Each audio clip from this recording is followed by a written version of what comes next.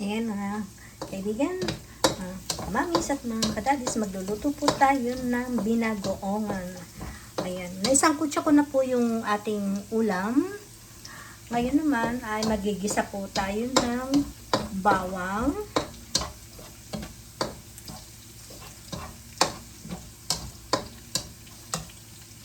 Tapos, sibuyas.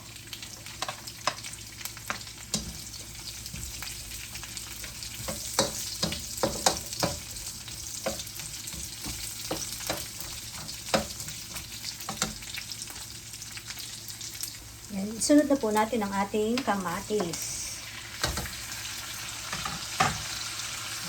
Halu-haluin lang. Lagyan na rin po natin ng alamang. Tapos mamaya, pag inilagay po natin yung ating ulam, kulang sa alamang, saka po natin dadagdagan.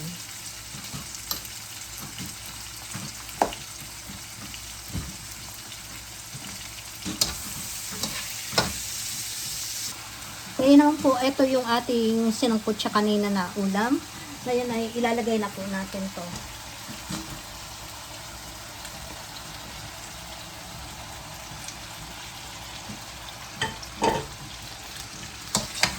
Ayan.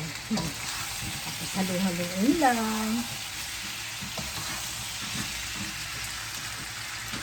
Lagyan po natin ng paminta.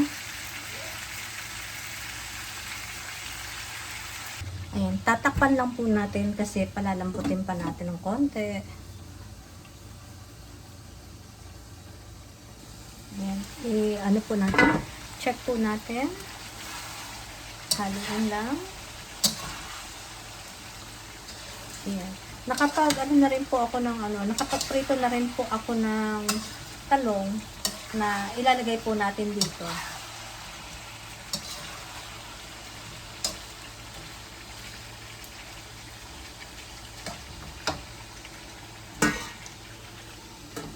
Ayan, nagpapainit po tayo ng tubig kasi lalagyan po natin to ng konting tubig para po medyo mapalambot pa natin ng konti. Ayan, tapos pag kumulo po yan, tsaka natin siya ilalagay yung ating niritong talong. Ayan. Ayan, ang bango po ng ating binagoongan. Ayan, amoy pa lang, ang sarap na. Ang bango-bango niya. Lalo niya, no? O, diba? Sarap. Ayan, tama po at tayo ay nakapagsain na rin. Kaya, pag ito, pwede nang kumain. Ayan, nagpainit na po tayo ng tubig na para ilagay po natin dito sa ulam. Kaya pag po kayo ay magdadagdag ng sabaw, kailangan po ay yung mainit na tubig ang inyong ilalagay.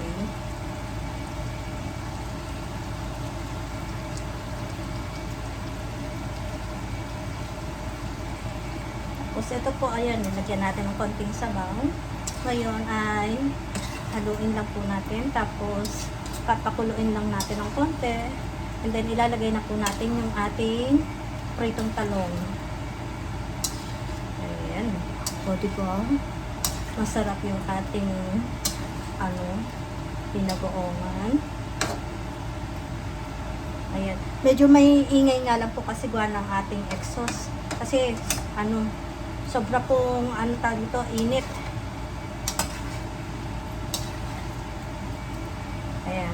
Tapos takpan lang po ulit natin to and then pakukuluin lang natin. Tapos saka po natin ilalagay yung ating pritong talong. At para po mas masarap, lagyan po natin ng sili para may konting anghang.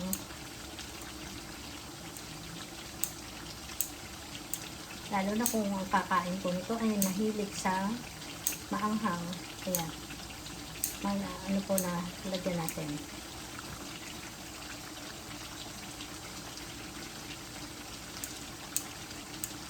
Masarap po pagka ganitong may konting anghang.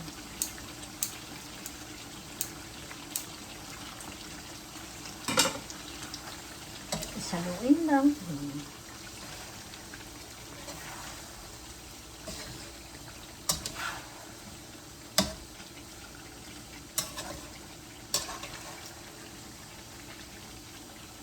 Ayan, ito po yung ating pritong talong. Ngayon, kasi okay na po itong ating ulam, malambot na, ilalagay na po natin itong ating talong.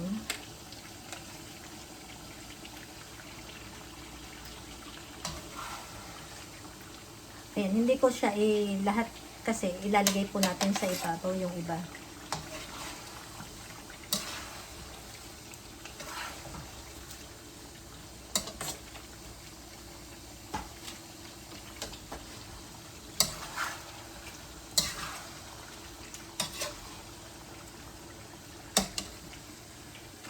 Ayan, lagyan din po natin ito para mas maganda po yung tingnan yung ating binagoongan.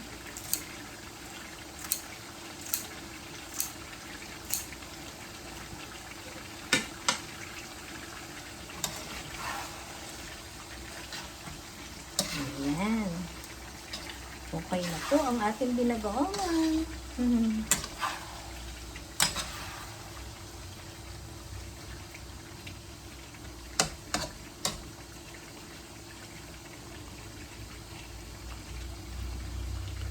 Ayan mga kaibigan, ang ating binagoongan ay ready na.